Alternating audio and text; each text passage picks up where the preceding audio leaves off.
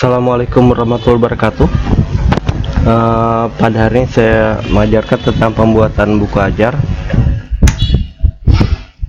baik ataupun yang latar belakangnya adalah salah satu tugas dosen baik secara oral ataupun berkelompok adalah wajib menulis buku ajar atau buku teks yang diterbitkan oleh perguruan tinggi dan atau publikasi ilmiah sebagai salah satu dari sumber belajar dan untuk pengembangan budaya akademik serta pemberdayaan kegiatan baca tulis sebagai sisi akademika.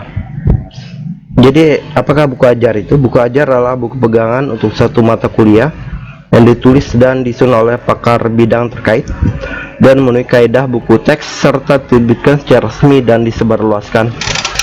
Adapun manfaat dari menulis buku yang selama ini saya peroleh, pertama kita memperoleh poin maksimal kredit poin yang kita peroleh untuk menulis buku, terutama buku referensi, itu adalah 40. Kemudian koin tentu saja, apabila kita bersih menjual kita akan mendapatkan koin. Yang ketiga adalah kita mendapatkan manfaat sosial, yaitu kita dikenal oleh masyarakat sekalipun mungkin kita belum pernah bertemu dengan masyarakat tersebut. Apalagi kalau buku kita diterbitkan atau disebarluaskan se-Indonesia, tentu akan lebih banyak lagi orang yang akan mengenal kita. Yang keempat, ibadah, karena apabila ilmu yang berempat kita sebarkan, insya Allah kita akan mendapatkan amal jariah. Selanjutnya, menurut pedoman operasional penilaian angka kredit kenaikan jabatan akademik atau pangkat dosen Dirjen Sumber Daya Iptek dan Dikti Kemristek Dikti tahun 2019, itu penilaian KUM untuk buku ajar itu sebesar 20, diktat 5, modul 5, petunjuk praktikum itu 5, model alat bantu audiovisual naskah tutorial 5. Kemudian buku referensi itu dari penelitian itu nilai KUM-nya 40 dan buku monografi 20.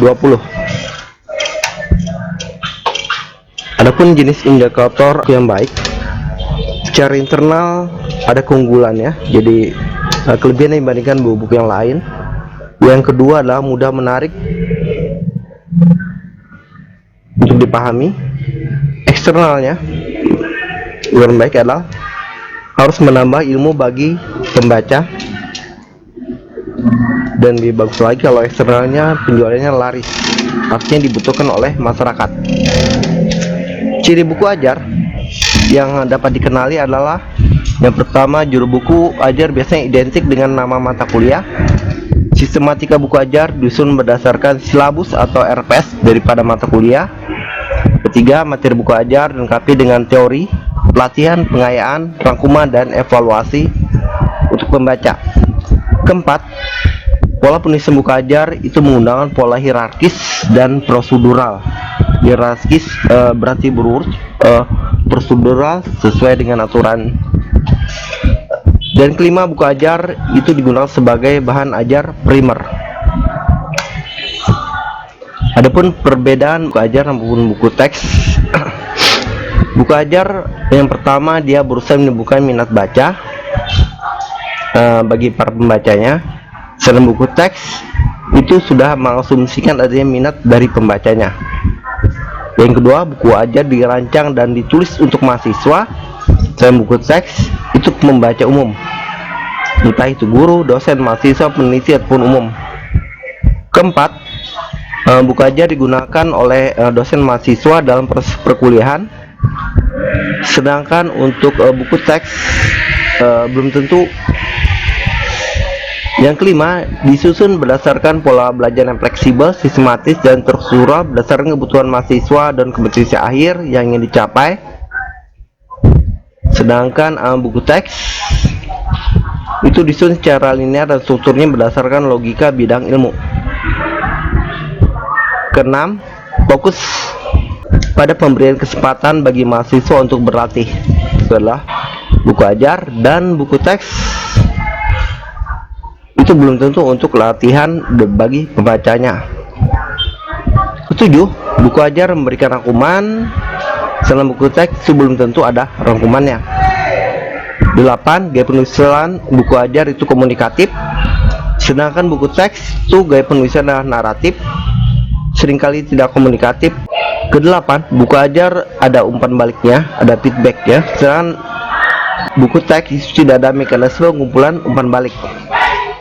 Ke-10, mengakomodasi kesulitan belajar mahasiswa, sedang buku teks tidak mengakomodasi kesulitan belajar. Ke-11, buku ajar menjelaskan cara mempelajari bahan ajar, sedang buku teks tidak menjelaskan cara mempelajari buku teks. Selanjutnya, spesifikasi buku ajar. Pertama, format buku ajar disesuaikan dengan ketentuan UNESCO. Ukuran kertasnya A4. 3, menggunakan huruf New Time Roman. Fontnya 12, jaraknya 1,5 spasi dan berupa salinan lunak atau soft copy. Keempat, naskah buku ajar ada batang tubuh, biasanya tidak kurang dari 200 halaman, tidak termasuk prakarta, daftar isi, lampiran sebagai persyaratan hibah jika ada. Kemudian ada minimal 40 halaman jika bukan hibah. ISBN, ada memiliki ISBN yaitu International Standard Book Number, diterbitkan oleh badan ilmiah, organisasi ataupun perguruan tinggi. 7, tidak menyimpang dari peraturan atau kode etik penulisan ilmiah. Yang ke-8, satu buku untuk satu mata kuliah.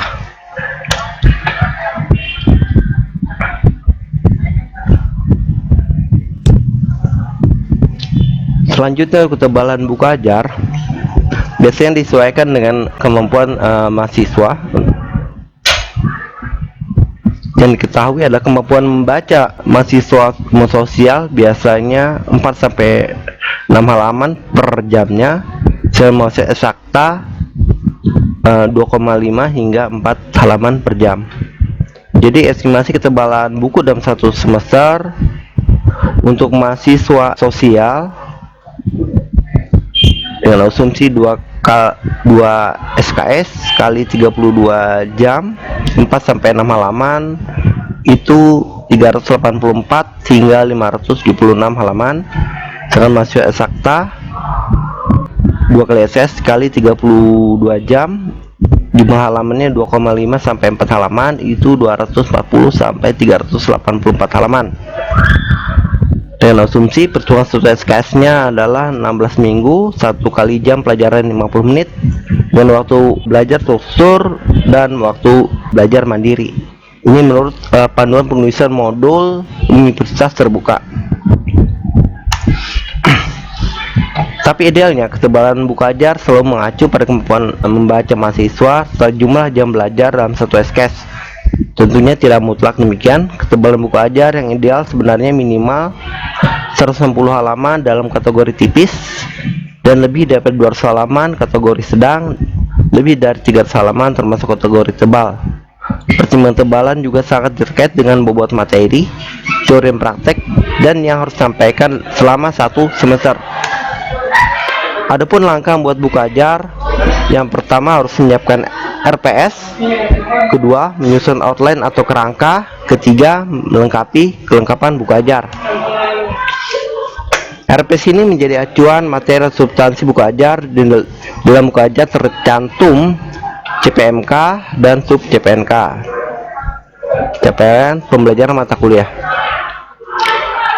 Jadi dari gambar ini kita bisa lihat bahwa dalam RPS itu tercantum capaian prodi dan sub capaiannya. Biasanya mata kuliah juga termasuk dalamnya hasil penelitian. Nah, dari mata kuliah itu menjadi judul buku, kemudian bahan kajian menjadi satu pendahuluan ya, biasanya pendahuluan awal, kemudian bab selanjutnya itu sub pokbanya. Baik, bisa dilihat pokba itu menjadi bab 2, sub pokba menjadi sub babnya. Kemudian isi materi itu ya harus sesuai dengan literatur, digabung dengan pemikiran original daripada penulis, yang bisa jadi adalah merupakan rangkuman atau kesimpulan dari berbagai literatur yang ada. Adapun outline atau kerangka buku ajar ini terdiri atas 3 bagian ya. Yang pertama bagian awal atau bab 1 berisi pendahuluan. Itu adalah berisi tentang deskripsi mata kuliah, CPMK dan sub CPMK-nya, kemudian petunjuk penggunaan buku ajar, dan keempat ada kompetensi prasyarat jika ada. Bagian isi ini berisi tentang judul atau topik pembelajaran, kemudian yang sesuaikan tentu saja dengan RPS ya. B selanjutnya ada uraian tentang tujuan kegiatan pembelajaran. D relevansinya atau pentingnya ilmu tersebut terhadap masyarakat atau dunia usaha dan dunia industri. D materi pembelajaran tentu saja sesuai dengan topik pembelajaran yang ada. E adanya kesimpulan dari materi pembelajaran. Jadi dalam bab tersebut ada subbab kesimpulannya. Setelah itu ada tugas untuk feedback siswa sebagai pembaca. G ada evaluasi atau tes formatifnya, dan hanya ada kunci jawaban. Ini biasanya kemudian jumlah bab biasanya akan sesuai dengan jumlah kegiatan pembelajaran.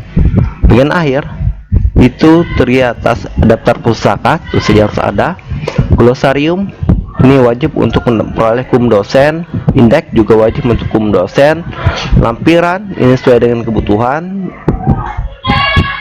Dan yang terakhir adalah harus ada biografi penulis. Yang ketiga yang harus kita lengkapi adalah perlengkapan buku ajar meliputi cover. Tentu saja kita rancang itu mungkin judul cover, tulisan apa yang dalam cover itu harus dirancang dalam cover. Nanti untuk gambarnya tulisnya sesuaikan dengan penerbit. Biasanya penerbit memiliki editor sendiri. Selanjutnya ada halaman keterangan penerbitan hak cipta, lembar persembahan sesuai dengan kebutuhan, kata pengantar, daftar isi, daftar tabel, dan lain-lain, masuk daftar lampiran tentunya. Baik, sekarang kita praktik pembuatan buku ajar menggunakan style daripada Microsoft Word. Baik, selanjutnya kita membuat buku ajar. Di sini saya menggunakan RPS saya, yaitu RPS mata kuliah SIM Informasi Manajemen Pertanian. Selanjutnya kita buka Microsoft Word kosong. Saya copy judul buku. Buku adalah mengikuti mata kuliah daripada PS tersebut. Oke, saya copy kanan, keep text only, saya enter. Selanjutnya saya jadikan new broadcast, kapital, bold, tengah. Oke, selanjutnya perlengkapannya saya copy. Oke, namanya tidak mesti mengcopy, bisa aja kita mengetik. Untuk mempercepat saya copy paste saja. Ini daftar gambar.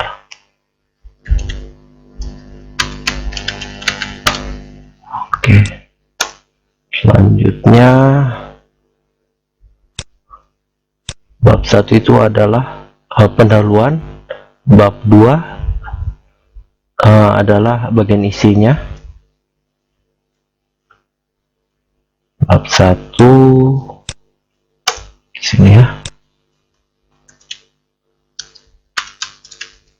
Bab 1 pendahuluan. Oke, bab 1 itu berisi definisi mata kuliah, capaian pembelajaran mata kuliah, subcapaian mata kuliah, petunjuk penggunaan buku ajar, hingga kompetensi prasyarat. Oke, ini saya copy, saya masukkan lagi di bawahnya. Oke, selanjutnya bab 2 ini sesuai dengan RPS. Bab 2 saya ambil materi pembelajaran. Di sini saya ambil, saya copy, lalu tinggal paste kembali. Oke, bab 2 ini isinya, nah ini saya ambil dari uraian. Ini enggak ya. jawaban. Nah, udah sampai sini. Copy, paste. Oke.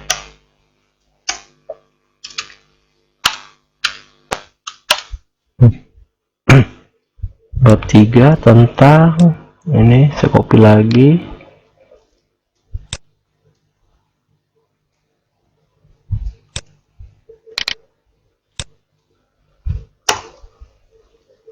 Copy lagi yang di atasnya.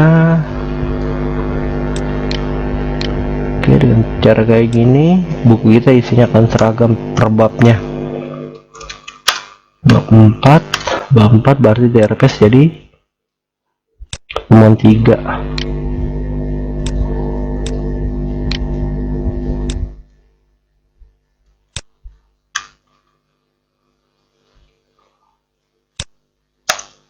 Oke, copy lagi yang di atasnya.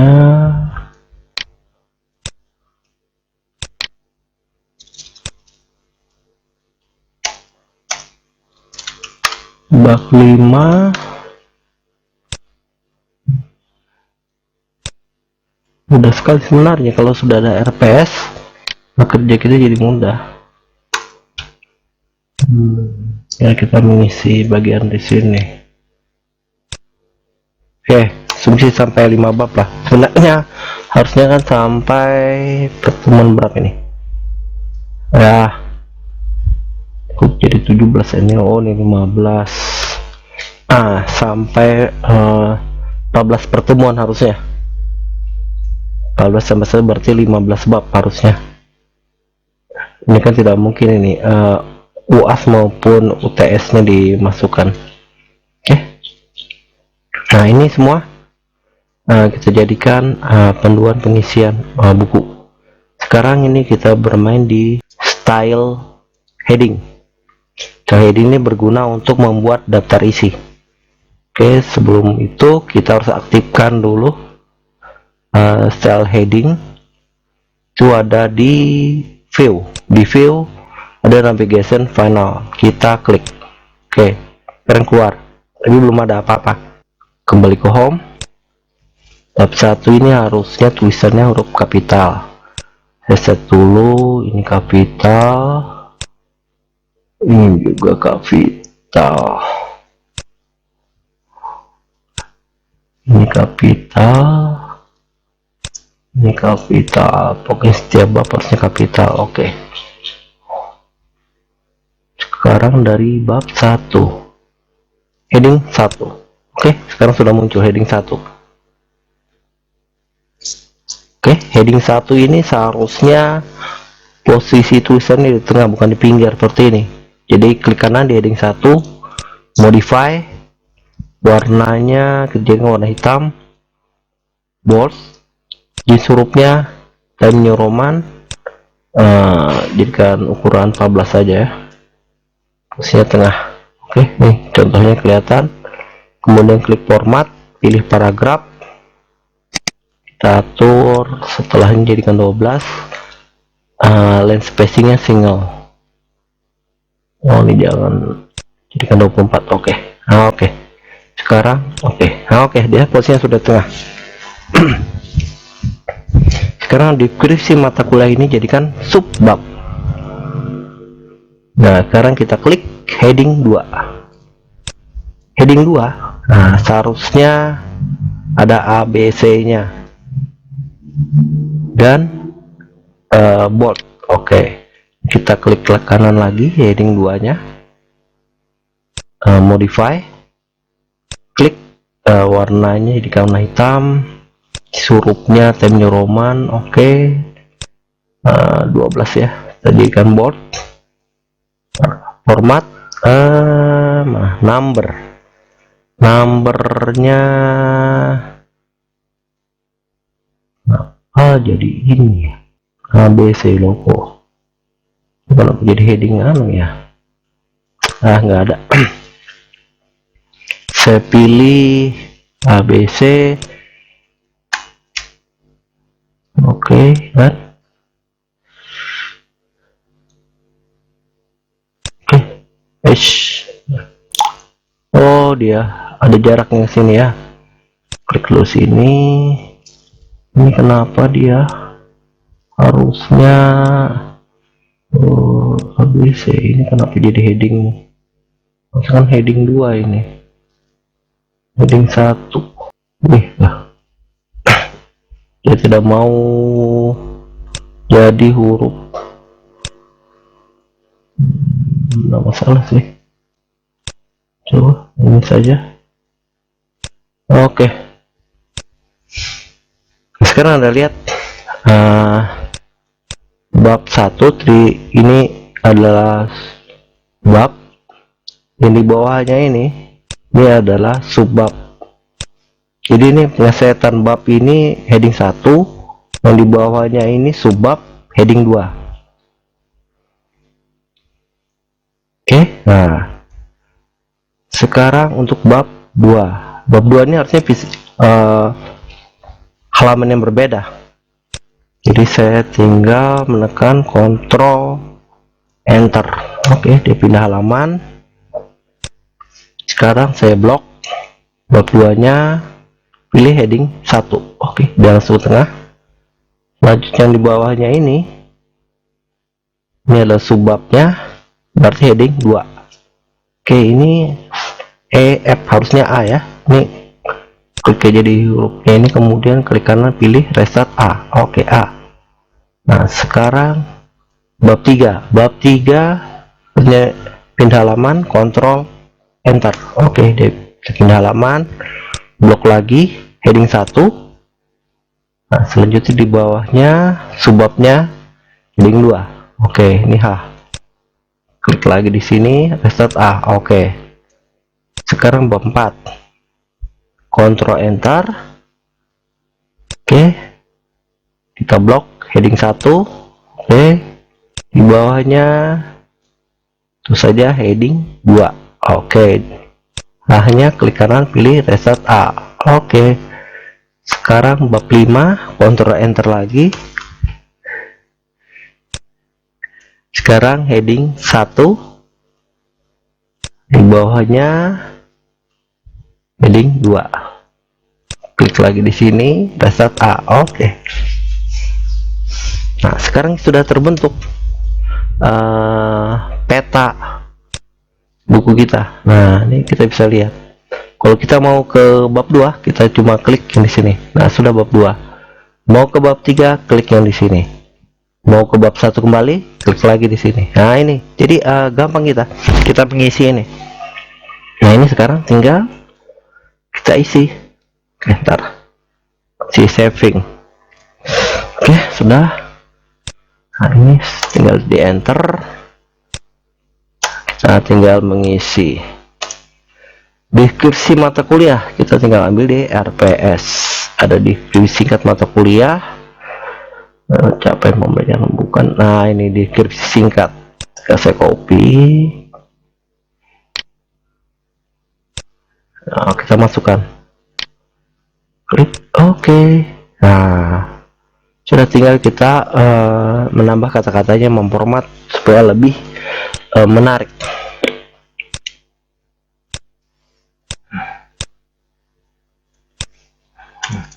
Ini kita atur.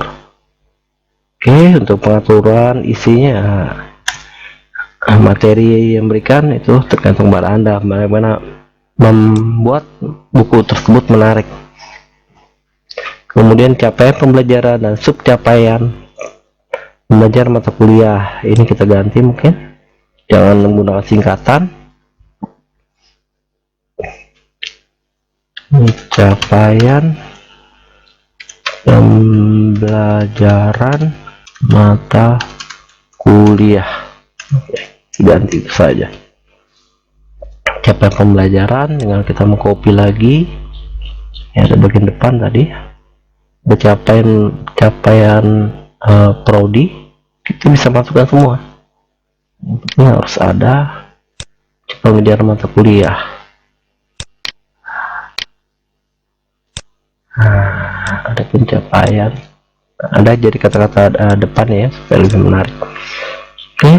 Nah, sekarang asumsi Anda sudah mengisi ini semua ya, isi sesuai dengan panduan yang sudah ada. Jadi kita membuat daftar isi. Oke, pertama untuk membuat daftar isi jelas kita harus membuat nomor halaman, insert tag number. Biasanya nomor itu di bagian bottom ya, bagian bawah. Klik. Oke, ternyata nomor 1 mulainya. Nah, bentar ya, ini saya close. Oke, ini harusnya beda halaman ya. Control Enter. Ternyata ini jadi halaman 2. Nah, kalau kita paksa bisa mengatur format satu, nah maka ini akan tetap halaman 2. Nah, bagaimana supaya dia ini halaman 1, 2, 3, di sini kembali ke halaman 1 lagi? Itu caranya seperti ini. Jadi ini saya kembalikan dulu, pilih layout, pilih break, next tag. Oke, jadi bukan Ctrl Enter tapi layout next tag. Oke, nah sekarang jadi halaman 1 karena kita tadi sudah mengatur insert tag number format halaman 1. Coba kalau kita ya ini continue nanti halaman 2, padahal kita pengennya ini halaman 1 ya. Jadi layout break next tag, setelah itu kita set di insert tag numbernya, format tag number, start at 1 ya, otomatis halaman 1. Baik, kita kembali ke daftar isi. Daftar isi ini harusnya beda halamannya, kontrol ini terkursor sini, kontrol enter. Oke, ini daftar tabel juga harusnya di halaman lain, kontrol enter. Ini daftar isi bisa saya tengahkan, perbesar, jadikan uppercase. Saya taruh kursornya di sini. Selanjutnya kita pilih klik reference. Itu ada tulisan table of content di bagian ujung dari reference biasanya dia. Ini kita pilih bentuk tabelnya. Saya biasa yang pertama ini. Oke, nah sekarang sudah sudah ada nomor halaman. Oke, selanjutnya kita membuat daftar pustaka. Untuk membuat daftar pustaka kita bisa menggunakan fasilitas daripada Microsoft Word. Tentunya selain menggunakan Mendeley ya, ini bawaan daripada Microsoft Word yang saya ajarkan ini di sini. Kita klik menu reference. Selanjutnya pilih manage source. Oke, kita klik, kita masukkan literatur atau referensi yang kita butuhkan. Nah, di sini sudah ada daftar ini yang pernah saya masukkan sebelumnya. Jika tidak ada, terus saja kita membuat dari awal. Kita klik new. Oke, ini misalnya buku ya, siapa pengarangnya. Misalnya Wardana Kembali, judul bukunya tutorial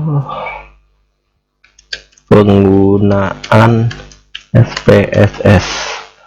Oke, tahun bukunya misalnya 2020, kotanya bau-bau, publishernya OM Buton Press. Oke, nah ini sudah ada. Kalau kita misalnya mengambil dari sini, atau saya kita tinggal pilih misalnya di sini Antasalam. Nah, ini tinggal kita copy. Oke, sekarang saya ambil contoh lagi, kita buat yang baru. Sini sumbernya bukan buku tapi dari jurnal artikel ya.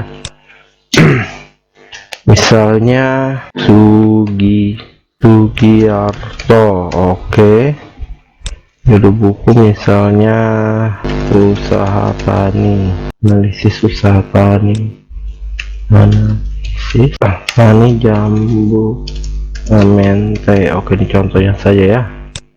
Jurnal namanya misalnya apa, misalnya PPM press. Oke, tahunnya tahun berapa, misalnya 2020. Teks halaman jurnal tersebut 23 sampai 30 nih. Oke, baik, saya masukkan semua ya. Biasanya untuk buku ya literal paling tidak 10 literatur. Baik, ini kita ambil cuma 3 saja, kita buat sebagai contoh. Oke, ini close. Sekarang kalau kita mau masukkan misalnya nih disk apa ya, misalnya bukan petunjuk di bab materi. Oke, ini materi ya, kita masukkan misalnya pendapat. Ini saya cek dulu. Oke, bla bla bla. Nah, kita masukkan citizennya tadi. Ini kan tadi untuk masukkan literatur referensi. Nah, kita masukkan kutipannya misalnya dari Antasalam tadi. Nah, itu dah langsung dia. Dan siapa lagi, insert lagi. Nah, ini ada pilihan ini. Nah, kenapa cuma 3? Karena kita menginputnya tidak hanya 3. Kalau ada 10 ya 10 yang terlihat. Oke, nah ini masukkan. Sekarang daftar pustaka, terusnya di bagian belakang ya. Belakang ini saya pindah halaman dulu. Break. Oke. Tulis daftar pustaka. Reference, bibliografi ya. Ini untuk memasukkannya, bisa bibliografi, bisa referensi. Ini pilih referensinya. Oke, nah sudah semua. Ini kita hapus ini. Oke, nah ini jadi sudah langsung terbentuk daftar pustaka. Kita tidak perlu ngetik ulang. Oke. Oh ya, selain daftar pustaka, saya kelupaan juga tadi cara membuat daftar. Ini baru daftar isi. Oh ya, daftar tabel. Baik, saya kelupaan untuk daftar tabel. Ini saya pindahkan ke belakang dulu. Break. Daftar tabel, tentu saja harus ada tabelnya ya. Nah, saya ambil contoh file lain. Daftar tabel saya ambil di buku proposal ini. Saya buat daftar tabel di sini. Daftar tabelnya dulu. Oke, ini belum ada daftar tabel. Saya pindah ke halaman belakang dulu. Oke, daftar tabel. Baik, kosong. Sekarang kita cek langsung di dalam isi daripada buku tersebut. Yang kita anggap saja buku ya. Ini daftar gambar. Kita klik. Jadi untuk membuat daftar tabel dan daftar gambar ini bisa sekali jalan. Maksudnya langsung kita buka, ketemu daftar tabel, ya masukkan daftar tabel, ketemu gambar, ya masukkan referensi untuk gambarnya. Baik, kita masukkan di sini insert caption.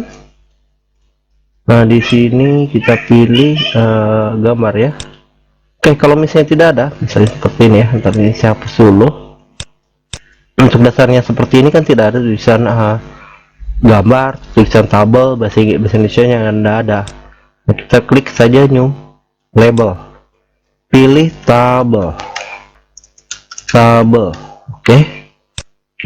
Nah sekarang ke gambar lagi, new label, gambar. Oke. Nah, ini di sini gambar 1 ya. Nah, jadi seperti ini ya. Yang di bagian di sini ya. Buat daftar tabel, daftar gambar. Pilih gambar. Oke, ini sudah ada tadi. Nah, gambar 1 ini apa nih?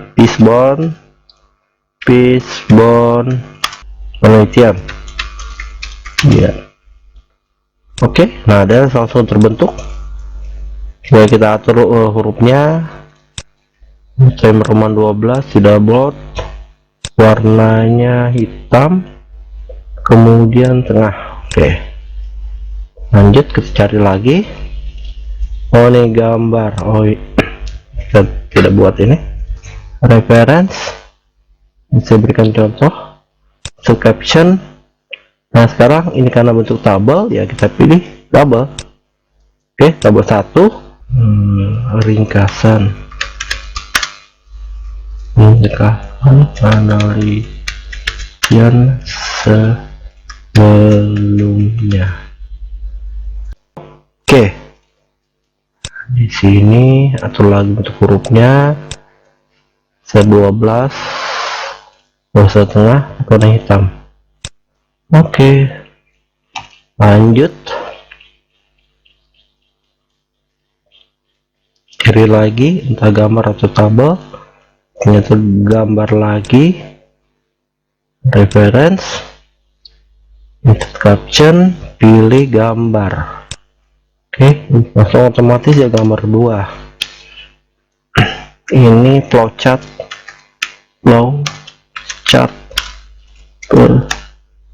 penelitian.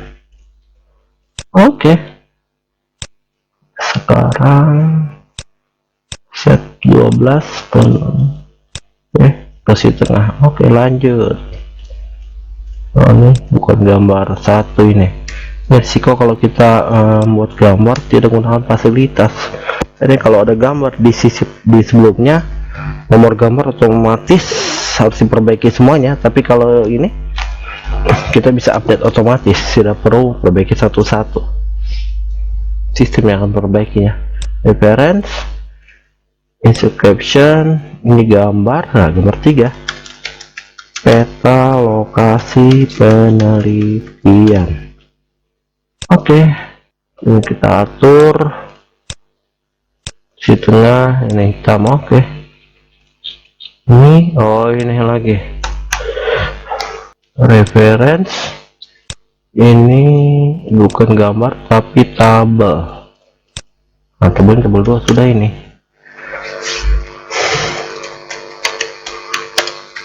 Capaian penelitian. Oke, sekarang atur lagi 12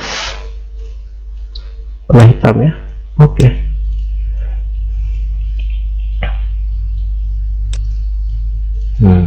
apalagi ini lagi, waduh sekali ya.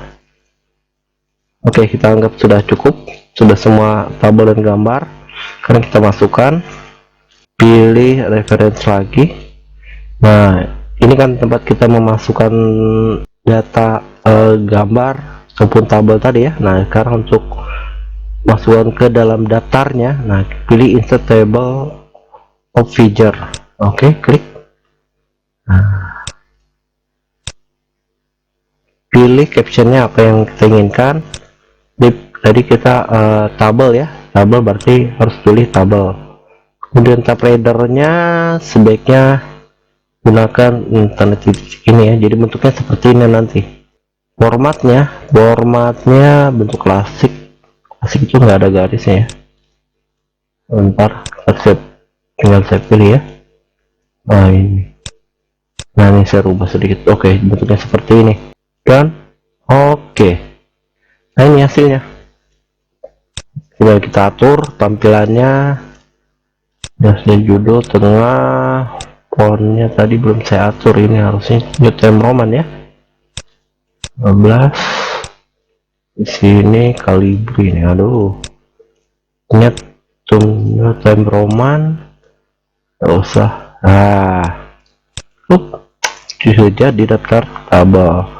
Sekarang gambarnya, belum ada juga ternyata ya. Insert backbrick, daftar gambar. Kenapa dia ke atas ya? Oke, posisi tengah. Nah, reference, set, nah pilih gambar. Oke, bentuknya seperti ini dan oke. Nah, sudah. Jadilah daftar tabel dan daftar gambar menggunakan reference di Microsoft Word. Mudah dan cepat. Nah, selanjutnya kita membuat indeks dan glosarium. Tadi sudah daftar pustaka ya, sekarang indeks. Untuk membuat indeks ini kenapa nih? Oke, kita siapkan ruang kosong dulu. sebut kosong, insert, break, oke.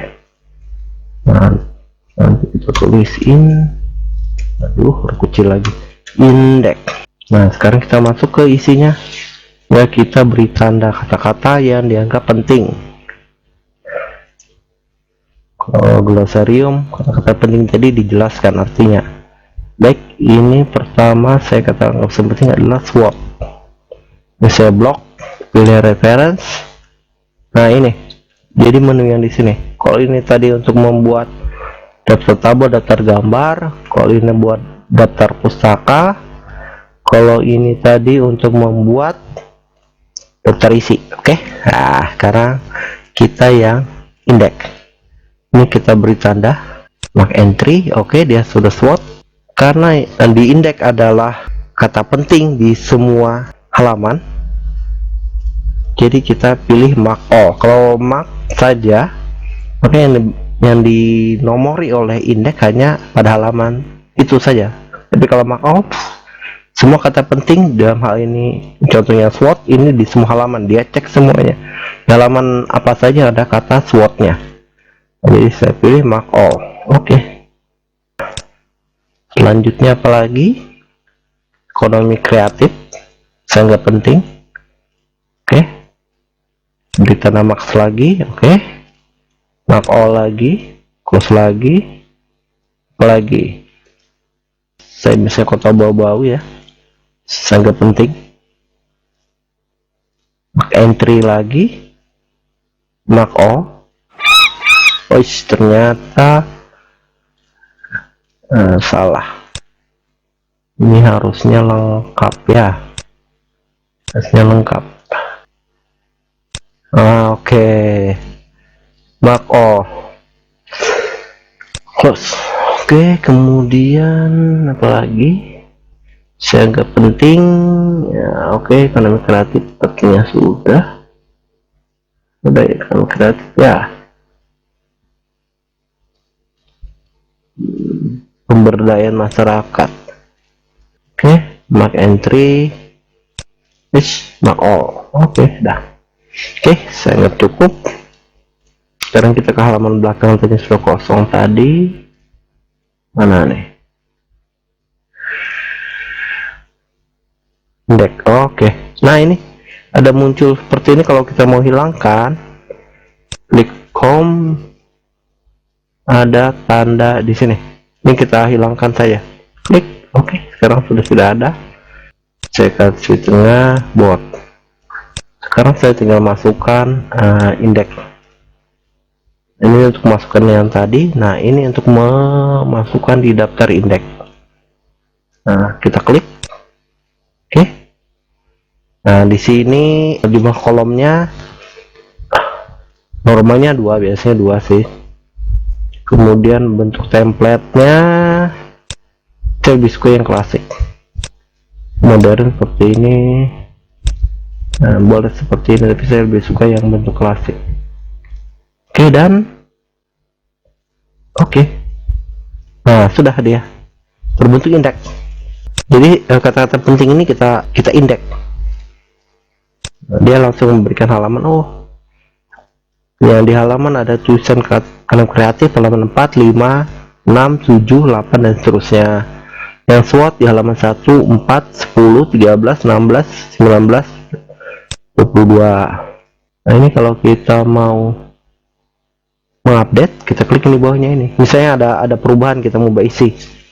Kan kita sudah membuat indeks. Nah kalau kita mau mengupdate, kita tinggal klik yang di sini. Nah begitu juga yang lain ya, entah itu yang daftar tabel, daftar gambar, daftar isi, kita bisa mengupdate.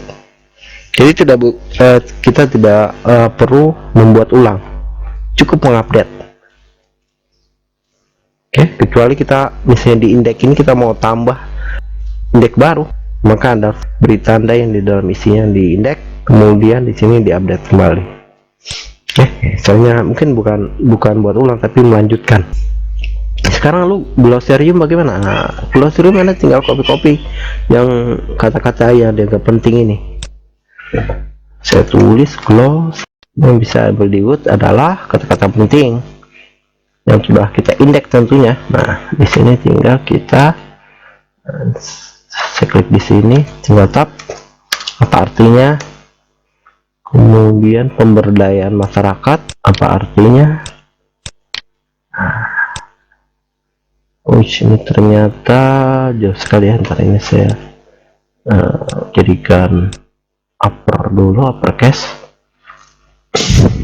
tengah bold. Nah ini ternyata harus di sini. Sekarang ini tinggal tap. Oke, kita masukkan artinya apa, SWOT satu langsung, nggak masalah. Tab. Ini kita ngatur tab di sini. Oke. Mungkin begitu tutorial saya untuk hari ini. Terima kasih atas perhatiannya. Dikurang mau dimaafkan. Kalam saya tutup dengan kata wabillahi hidayah. Wassalamualaikum warahmatullahi wabarakatuh.